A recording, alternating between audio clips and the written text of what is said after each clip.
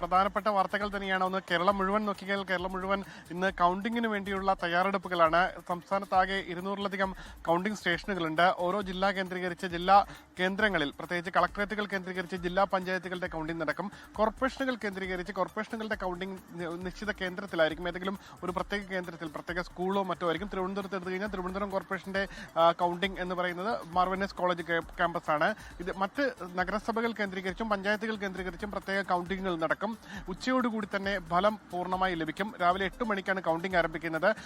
ആദ്യ മണിക്കൂറുകൾ പിന്നിടുമ്പോൾ ആദ്യം പോസ്റ്റൽ ബാലറ്റ് ആയിരിക്കും എണ്ണുക. അതിനുശേഷം ആദ്യ മണിക്കൂറുകൾ പിന്നിടുമ്പോൾ തന്നെ ഫലസൂചന ലഭ്യമായി തുടങ്ങും. എന്തായാലും അതിനുവേണ്ടിയുള്ള ക്രമീകരണങ്ങൾ ട്രെൻഡ് എന്ന ആപ്പിലൂടെ നമുക്ക് ഓരോരുത്തർക്കും ഇതുമായി ബന്ധപ്പെട്ട ഫലം ലൈവായി തന്നെ എടുക്കാവുന്നതാണ്. ഒപ്പം 24 അടക്കം വിശദമായി തന്നെ വലിയ ക്രമീകരണങ്ങളുമായി രംഗത്തുണ്ട്. എന്തായാലും മുന്നണികൾ കഴിഞ്ഞ ദിവസം വരെയുള്ള ഇന്നലെ വൈകിട്ട് 9 മണി വരെയുള്ള കണക്ക് പരിശോധിച്ചാൽ 73% മുകളിൽ മാത്രമാണ് പോളിംഗ് എത്തിയത്.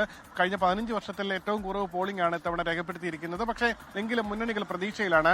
LDF-നെ കഴിഞ്ഞ തദ്ദേശ സ്ഥാപന തെരഞ്ഞെടുപ്പിൽ നേടിയിരുന്ന ആധിപത്യം അത് തുടരാനാകുമെന്നുള്ള വലിയ പ്രതീക്ഷയുണ്ട്.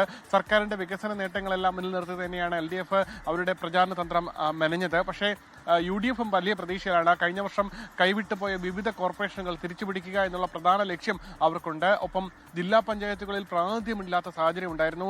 ജില്ലാ പഞ്ചായത്തുകളും തിരികെ പിടിക്കാനാകുമെന്നുള്ള പ്രതീക്ഷ ഉണ്ട്. അതുകൊണ്ട് തന്നെ നിയമസഭാ തെരഞ്ഞെടുപ്പിന് മുന്നോടിയായി നിൽക്കുമ്പോൾ UDF വലിയ പ്രതീക്ഷയോടുകൂടിയാണ് ഈ തദ്ദേശ സ്വയംഭരണ തെരഞ്ഞെടുപ്പ് ഫലം പ്രതീക്ഷിക്കുന്നത്. BJP ഇത്തവണ വോട്ടിംഗ് ശതമാനം വലിയ രീതിയിൽ ഉയർത്തുമെന്നുള്ള പ്രതീക്ഷിക്കുന്നുണ്ട്. ഒപ്പം വിവിധ പഞ്ചായത്തുകളും നഗരസഭകളുടെയും ഭരണം കൂടുതലായി നേടാനാകുമെന്നുള്ള പ്രതീക്ഷയുമുണ്ട്. ഏറ്റവും വലിയ ശക്തമായ മത്സരം നടന്ന തിരുവനന്തപുരം കോർപ്പറേഷൻ അടക്കം പിടിക്കുമെന്നുള്ള പ്രതീക്ഷ BJP നിലനിർത്തുന്നുണ്ട്. എന്തായാലും ശക്തമായ പോരാട്ടമാണ് തിരുവനന്തപുരം കോർപ്പറേഷനിൽ നടന്നത്. 3 മുന്നണികളും ഒരുപോലെ ശക്തമായ പോരാട്ടം നടത്തിയിരിക്കുന്നു. ഇനി എന്തായാലും തെരഞ്ഞെടുപ്പിന്റെ കണക്കുകൂട്ടലുകളുടെ സമയമാണ്. അന്തിമ